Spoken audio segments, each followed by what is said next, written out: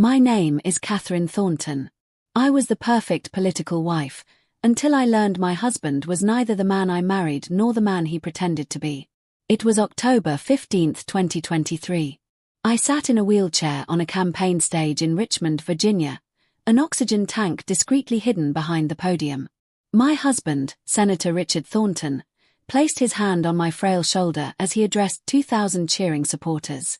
"Family values built this great nation," he declared, his voice booming through the speakers. "My wife Catherine has been my rock through her brave battle with stage 3 lung cancer. She's shown me what real courage looks like." The crowd erupted in applause. They looked at me with such sympathy, such admiration. What they didn't see was my phone buzzing in my lap with a text from an unknown number. "Package delivered to Washington Post. Press conference in 1 hour." I calmly deleted the message and leaned toward my aide. "Please wheel me backstage. I'm feeling tired." My smile never wavered. "Before I tell you what happens next, I need to know, where are you watching from? Drop your location in the comments below. And tell me this, if your spouse was using your terminal illness to gain sympathy votes while secretly cheating on you, what would you do? Because what I did will leave you speechless.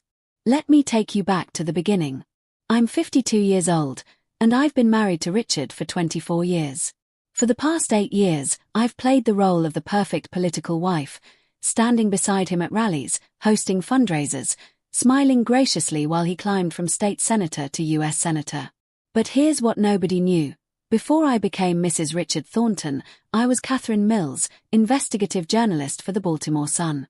I spent 20 years exposing corruption, following money trails, and bringing down powerful men who thought they were untouchable. When I was diagnosed with lung cancer 18 months ago, I thought my fighting days were over. I thought wrong.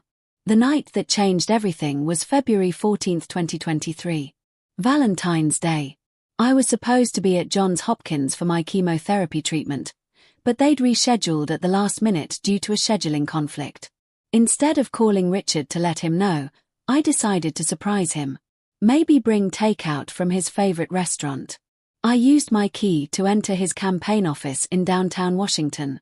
The reception area was dark, but I could see light coming from under his door. I could hear voices, his voice, and a woman's voice. Soft laughter. Intimate whispers. My hand was on the door handle when I heard her say, "When do you think she'll, you know?" "The doctors give her 6 months, maybe less," Richard replied. "After that, we can finally be together properly. No more sneaking around." "I feel bad sometimes," the woman said. I recognized the voice now, Sophia Martinez, his 31-year-old campaign manager. Young, beautiful, ambitious. Everything I used to be. "Don't feel bad," Richard said. "Catherine's been dead to me for years. The cancer just makes it official." I stood there in the darkness, my hand still on that door handle, and I felt something I hadn't felt since my diagnosis. Pure, crystalline clarity. I quietly left the building and drove home. That night, when Richard came home smelling like her perfume, I said nothing. When he kissed my forehead and asked how my treatment went, I smiled and said, "Fine, darling. The doctors are very encouraging." Hit like if you're getting curious about what I'm really planning. Because trust me, what I discovered in the following weeks will shock you. The next morning, I did what any good investigative journalist would do. I started gathering evidence. But first, I needed to understand exactly what I was dealing with. I scheduled a meeting with my oncologist, Dr. Patricia Hayes, someone I'd known for 15 years. "Patricia," I said, "I need you to be completely honest with me about my prognosis." She looked uncomfortable. "Catherine, as I told you and Richard last month, your latest scans show significant improvement. The tumor has shrunk by 78%. We're cautiously optimistic about remission." My blood ran cold. "What did you tell Richard exactly?" "That your cancer appears to be responding remarkably well to treatment. That you could potentially have years, even decades ahead of you with proper management." Richard had been telling everyone, the media, our friends, even our daughter Jessica in college, that I was terminal. That I had months to live. He'd been building sympathy for his inevitable widowhood while planning his new life with his mistress. "Doctor," I said carefully, "I need you to do something for me, and I need you to trust me completely." That afternoon, I made a decision that would change everything. I called my old editor at the Baltimore Sun, Marcus Rodriguez. Marcus and I had worked together for 12 years. He knew my work, respected my instincts, and most importantly, he owed me several favors. "Catherine," he said, genuine warmth in his voice, "how are you feeling? I heard about the diagnosis." "Marcus, I need your help with something, and I need your complete discretion." I explained my situation, not the cancer, not the affair, but the potential for political corruption. "I suspect my husband may be misusing campaign funds. I need someone who can help me trace financial irregularities." "You want to investigate your own husband?" "I want to investigate a potential federal crime," I corrected. "Can you put me in touch with Sarah Chen?" Sarah Chen was the best forensic accountant I'd ever worked with. If money was being moved illegally, she'd find it. "Catherine," Marcus said carefully, "are you sure about this? Once you start down this road." "Marcus, I've spent my entire career following stories wherever they led, regardless of who got hurt. This is just another story." But it wasn't just another story. It was the story of my life. Over the next 3 months, while Richard thought I was dying, I was actually living more intensely than I had in years. I had purpose again. Sarah Chen and I began meeting weekly at a small cafe in Georgetown. To anyone watching, it looked like I was having coffee with a friend while dealing with my illness. In reality, we were building a case that would destroy a U.S. senator's career. "Catherine," Sarah said during our third meeting, "your instincts were right. There are significant irregularities in the campaign finance reports." She spread documents across the table between us. Over the past 18 months, approximately $2.3 million has been transferred from official campaign accounts to a shell company called Strategic Communications LLC. "Let me guess," I said, "Strategic Communications LLC is owned by Sofia Martinez." "Not directly. It's owned by her brother, Miguel Martinez. But Sofia is listed as the primary consultant." The pieces were falling into place. Richard wasn't just having an affair, he was funding his mistress's lifestyle with campaign donations. Federal campaign finance violations. Potential money laundering. This wasn't just adultery, this was felony-level corruption. "There's more," Sarah continued. "Strategic Communications has been paying for some interesting expenses. A BMW lease in Sofia's name. Rent on a luxury apartment in Alexandria. And get this, a $150,000 down payment on a beach house in the Outer Banks. The deed is in both Richard and Sofia's names." I felt that old familiar rush, the thrill of a story breaking open, of seeing the full scope of corruption revealed. But this time, it was personal. Subscribe if you love seeing karma in action. Trust me, this gets so much better. Because wait until you hear what I discovered when I started recording their conversations. While Richard thought he was caring for his dying wife, I was actually gathering the evidence that would end his career. Every Tuesday and Thursday, when he thought I was at chemotherapy, I was either meeting with Sarah or conducting surveillance on his activities with Sofia. But I needed more than financial records. I needed his confession. In Virginia, it's legal to record conversations if one party consents, and I was definitely consenting. I started carrying a small digital recorder everywhere. When Richard would take calls about the campaign, I'd listen from the next room. When Sofia came to our house for strategy meetings, I'd record everything. The first major breakthrough came in May. Richard was on the phone with someone. I later learned it was his campaign treasurer, David Kim, discussing how to handle the growing questions about campaign spending. "The beauty of Catherine's situation," I heard Richard say, "is that everyone's so focused on being sympathetic, no one's asking hard questions about expenses. They see the sick wife, and they assume we're just trying to maintain normalcy during a difficult time." "But Senator," David's voice came through the phone, "some of these payments to Strategic Communications are getting noticed. The FEC might start asking questions.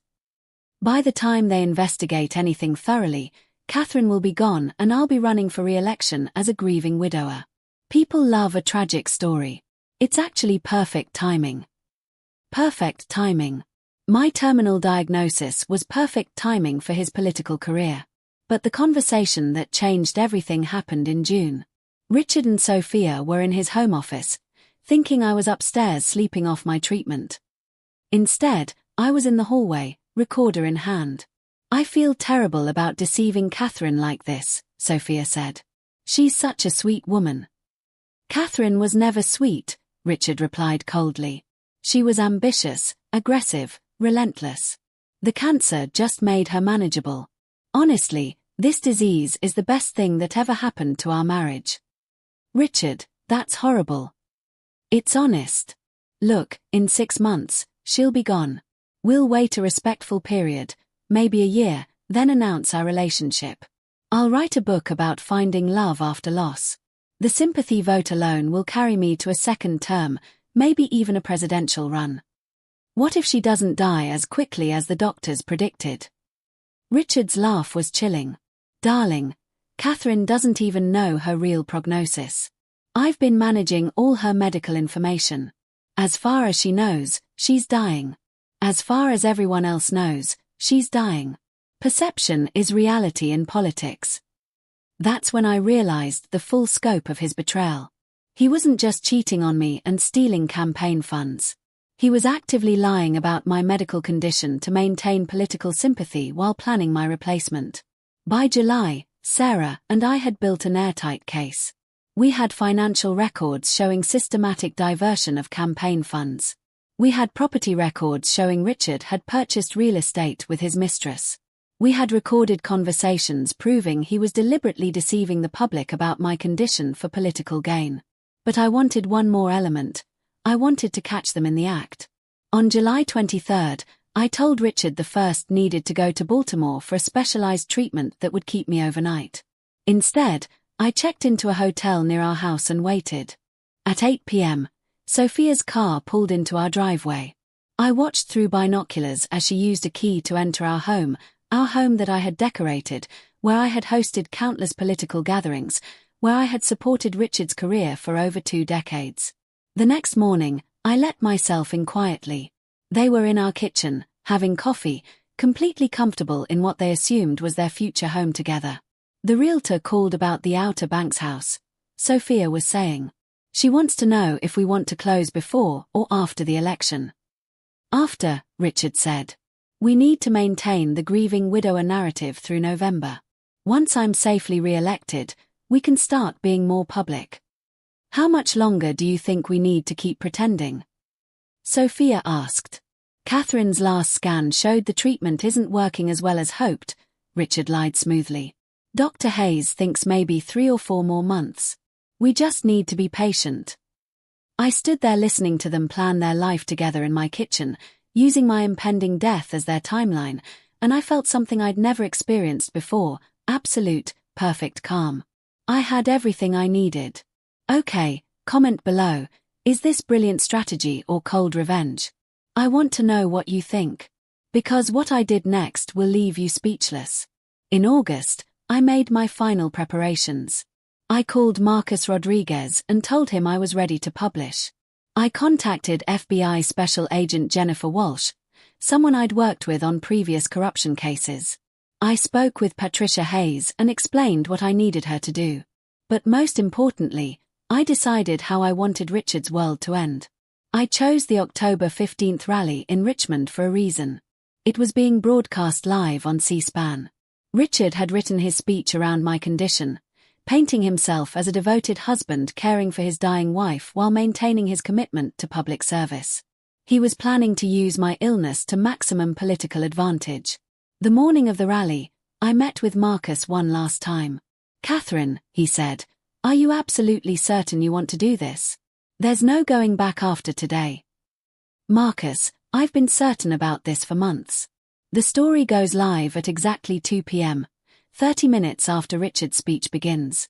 That gives the Washington Post time to break it online before the evening news cycles. And you're prepared for the fallout. This will be national news. Your life will never be private again. I smiled. My life stopped being private the moment I married a politician.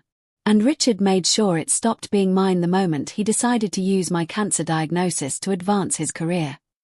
At 1:30 p.m., I was wheeled onto that stage in Richmond. The crowd of 2,000 people rose in respectful applause. I saw the sympathy in their faces, the admiration for the brave cancer patient supporting her husband's career even while dying. Richard began his speech exactly as rehearsed.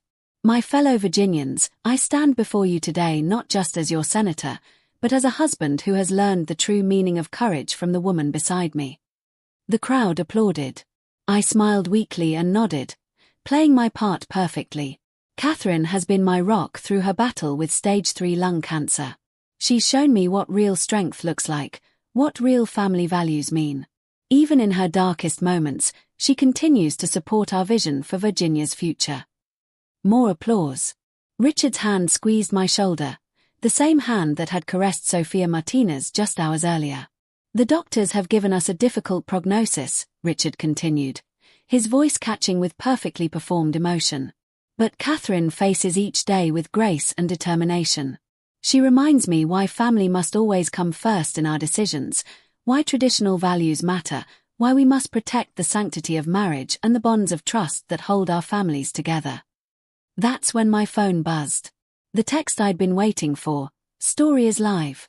FBI raid commencing. Marcus. I calmly deleted the message and whispered to my aide, "Please wheel me backstage. I'm feeling tired." By the time I reached the backstage area, Richard's campaign staff were frantically checking their phones. I could hear urgent whispers, see panicked expressions. Someone thrust a tablet in front of Richard's communications director. Senator Thornton's campaign under federal investigation for finance violations, the Washington Post headline read. Wife's cancer diagnosis allegedly exploited to cover systematic fund diversion. The rally continued, but I could see Richard's composure cracking. He stumbled over words he'd practiced dozens of times. His eyes kept darting to the wings where his staff were gathered in crisis mode. 20 minutes later, as Richard was taking questions from supporters, FBI agents entered the backstage area. I watched from my wheelchair as Special Agent Walsh approached me. "Mrs. Thornton," she said quietly, "we're executing search warrants on your husband's campaign offices and your home. We wanted to inform you personally out of respect for your condition." "Of course," I replied weakly. "I just want Richard to be able to continue his service. I hope this is all just a misunderstanding." Agent Walsh gave me a look that I couldn't quite read. Later, I realized she suspected I was far more involved than I was letting on. The rally ended abruptly when Richard's chief of staff literally pulled him off the stage mid-answer. "We need to go. Now. Hit that notification bell if you want to see how this ends, because you won't believe what happens when Richard tries to beg for my help."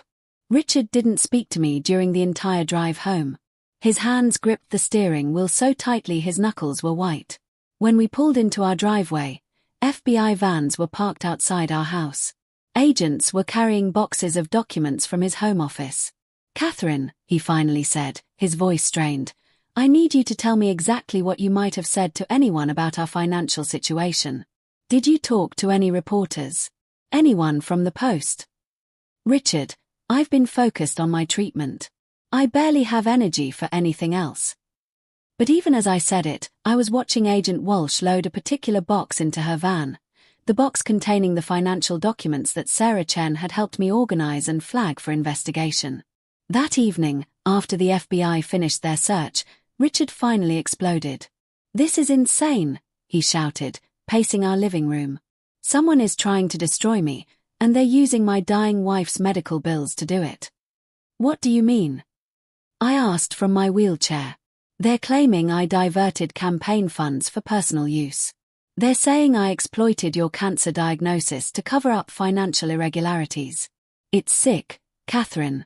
Who would do something like this to a family dealing with terminal illness?" I looked at him, really looked at him. This man I'd been married to for 24 years. This man who'd held my hand during my first chemotherapy session while secretly planning his life with another woman. "I don't know, Richard. Who would do something like that?" The next morning, Richard was arrested at his campaign headquarters on federal charges of campaign finance fraud, money laundering, and wire fraud. The news was everywhere. CNN, Fox News, MSNBC, every network was covering the story of the senator who allegedly stole campaign funds while his wife was dying of cancer.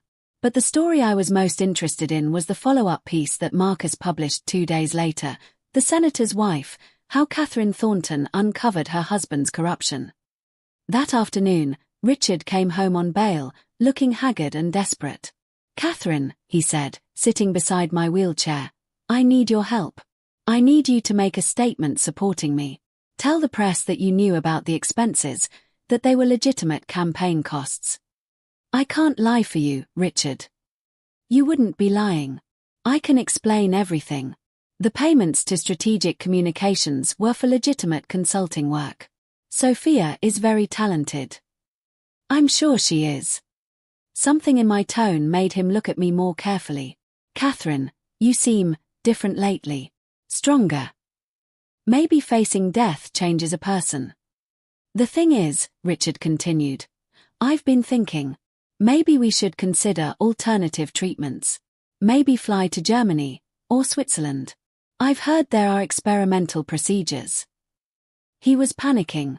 His dying wife narrative was falling apart, and he needed me to actually be dying to maintain his defense. "Actually, Richard, I have some news about my condition." I reached into the bag beside my wheelchair and pulled out a folder. "I had my latest scan results 2 weeks ago. Dr. Hayes called with the results while you were at that fundraiser in Norfolk." Richard's face went pale. He knew which fundraiser I meant, the one where he'd spent the night with Sophia at the Cavalier Hotel while telling everyone he couldn't stay overnight because of my condition. "Catherine, what did she say?" "She said the cancer is completely gone, Richard. I'm in full remission. Apparently, I have been for the past 3 months." The silence in our living room was deafening. 3 months, he whispered. 3 months. Which means I was in remission during your speech about my difficult prognosis. I was in remission when you told the Richmond Times-Dispatch that doctors had given me 6 months to live. I was in remission when you used my terminal diagnosis to justify why your campaign expenses were so disorganized. Richard's face went from pale to grey. "Catherine, I can explain." "Can you explain this?" I pulled out my phone and pressed play. His own voice filled the room. "The beauty of Catherine's situation is that everyone's so focused on being sympathetic, no one's asking hard questions about expenses." Richard stared at the phone in shock. "Catherine, where did you get that?" "I recorded it, Richard. In May. Along with dozens of other conversations." I pressed play again. This time it was his conversation with Sophia. Catherine was never sweet. She was ambitious, aggressive, relentless. The cancer just made her manageable. Richard's face crumbled. "You've been recording us." "I've been investigating you. Did you really think I'd forgotten how to be a journalist just because I got sick?" I wheeled myself closer to him. "I know about Sophia, Richard. I know about the beach house in both your names. I know about the BMW lease and the Alexandria apartment. I know you've been stealing campaign funds to finance your affair while publicly using my cancer diagnosis to generate sympathy. Catherine, please, let me explain. I know you've been lying to everyone, including me, about my actual prognosis. I know you told people I was terminal when you knew I wasn't. I know you were planning to announce our relationship with Sophia after a respectful mourning period following my anticipated death." Richard was shaking now. "How do you know all this?" "Because I never stopped being an investigative journalist, Richard. I just started investigating the biggest story of my career, my own husband's corruption." I reached into my bag again and pulled out a thick manila envelope. "This contains copies of all the evidence I provided to the FBI. Financial records, property documents, recorded conversations, photographs, even email correspondences between you and Sophia that I accessed through our shared computer." Richard's voice was barely a whisper. "Catherine, what have you done?" "I've done exactly what I would have done for any other corruption story, Richard. I followed the money, gathered the evidence, and exposed the truth. But I'm your husband. And Sofia Martinez is your girlfriend. Apparently, marriage vows don't mean much to you. I wheeled myself to the window and looked out at our neighborhood, the historic Georgetown street where we'd planned to grow old together. The interesting thing about investigating your own life, Richard, is how clearly you can see the patterns. You didn't just decide to have an affair with Sofia. You didn't just suddenly become corrupt. The signs were always there. I was just too close to see them. Catherine, please. We can work this out. I'll end things with Sofia. We can go to counseling. Richard, you stole over $2 million in campaign funds. You're facing federal charges that could send you to prison for 15 years. You publicly exploited my illness for political gain while planning to replace me. There is no working this out. I turned my wheelchair to face him directly. But here's the thing you never understood about me, Richard. I didn't become weak when I got cancer. I became focused. And when you decided to use my illness as a political tool while betraying our marriage, you gave me the greatest story of my career. 6 months later, Richard Thornton pleaded guilty to 12 federal charges related to campaign finance fraud. He was sentenced to 8 years in federal prison and ordered to pay $2.8 million in restitution. His political career was over. Sofia Martinez was charged as a co-conspirator and received 3 years probation after cooperating with prosecutors. The beach house was seized as proceeds of crime. As for me, I did something I hadn't done in 24 years. I made decisions based entirely on what I wanted for my life. I sold our Georgetown house and moved to a small town in Montana, near Glacier National Park.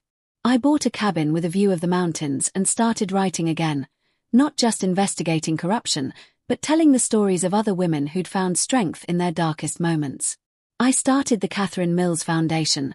I went back to my maiden name, which provides legal and financial assistance to women dealing with serious illness whose spouses are taking advantage of their vulnerability.